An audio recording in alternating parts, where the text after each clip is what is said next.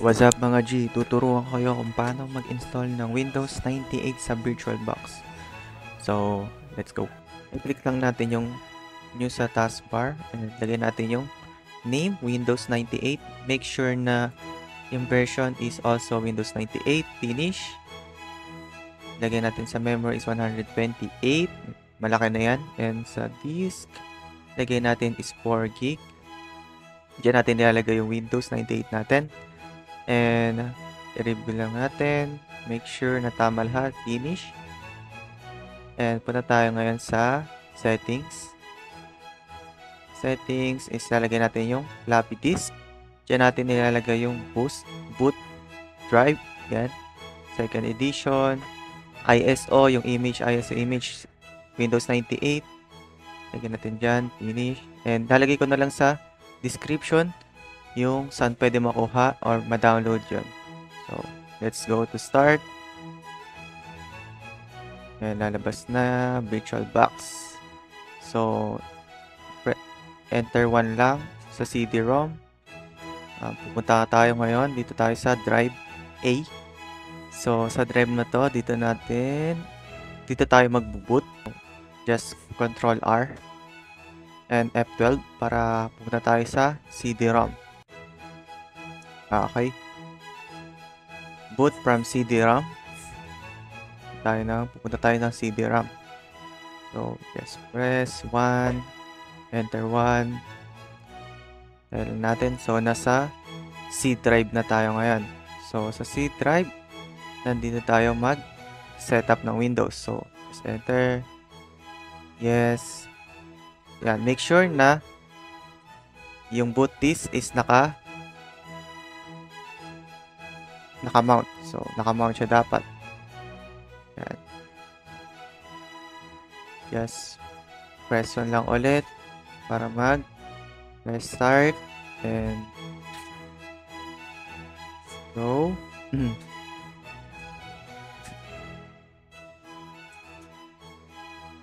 Okay, punta ulit tayo ng CD-ROM. So, just Control R ulit para pumunta. F12 and CD-ROM. Punta ulit tayo sa boot from CD-ROM. Press 1 ulit. So, nandito na tayo. Just wait yan. Formatting drive C. Yan. Okay, maglala, hindi yan makaka-apekto sa drive nyo. Formatting drive C lang yan sa loob ng VirtualBox. So, itay lang natin mag 100%. So, okay. Tapos na. Just enter. To continue the setup. Okay. Okay, nandito na tayo sa Windows 98 setup. So, proceed lang.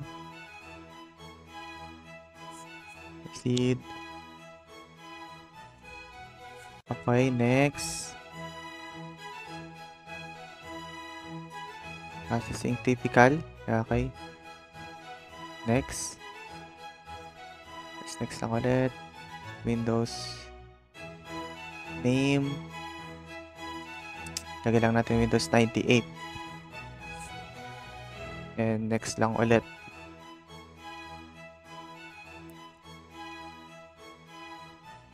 Next. Country. Piliin lang natin yung country.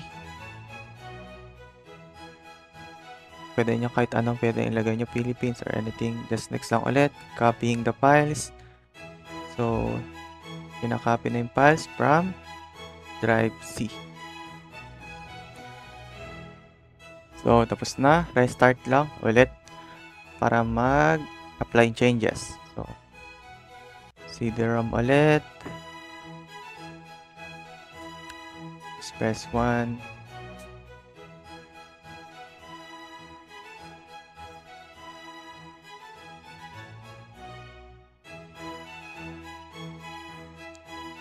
Okay, tanggalin natin. Kailangan natin tanggalin yung boot disk.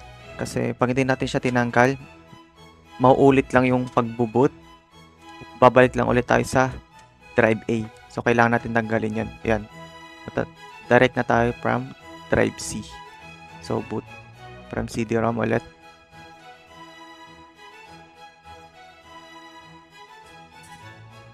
Hard disk na tayo sa hard disk. So, user information.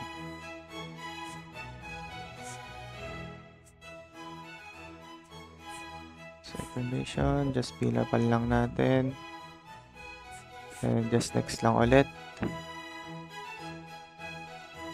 User agreement, yan. Just enter the product key. Make sure na yung product key is compatible sa Windows 98 ISO natin para walang problema. So, enter lang natin. Okay, next. And next lang ulit. Finish.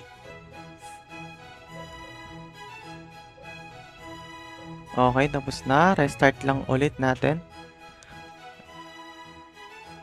Yes, okay. Just pumunta na tayo. Boot from hard disk. So, kailangan na natin tanggalin yung Windows ISO para hindi na tayo bumalik ulit sa drive C. So, install na natin yung Windows 98. Nasa drive E na siya. So, hindi na natin kailangan ng Windows 98 ISO from drive C. So, may error na nag-pop up. This program has performed an illegal operation and will be shut down. So, kadalasang error ganito lumalabas is because of the CPU, yung mga AMD CPU na Ryzen series.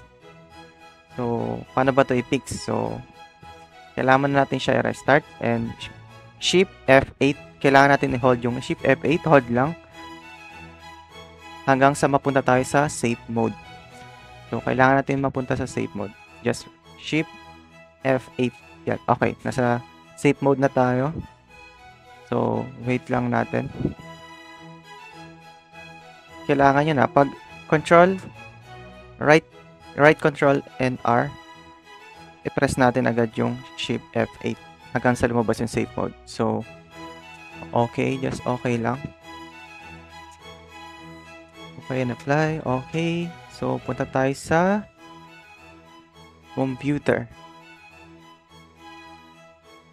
Okay. Properties. Sa performance. File system. And i-check lang natin yung 32-bit, deactivation. Okay. Save. So, yes lang natin yan. So, tignan natin kung lalabas pa rin yung error. So, press any key lang. Okay, hindi na lumabas yung error. Ito na yung final setup. Isa-set lang yung date and time. So, pipili lang ng time zone. Kahit ano. Kung ano prepare nyong time zone. So, let's pick this. Okay. Okay lang. Apply and next. So, processing. Okay. Na-setup na siya. This is the final process. Tingnan natin kung may install ba yung Windows 98. Let's see. So, restart lang. Let's restart.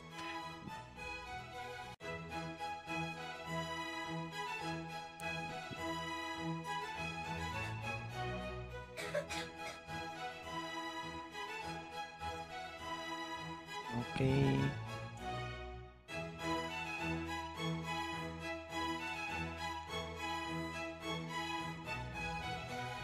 Okay, voila. Meron na tayong Windows 98 sa VirtualBox. So, successful yung pag-install natin.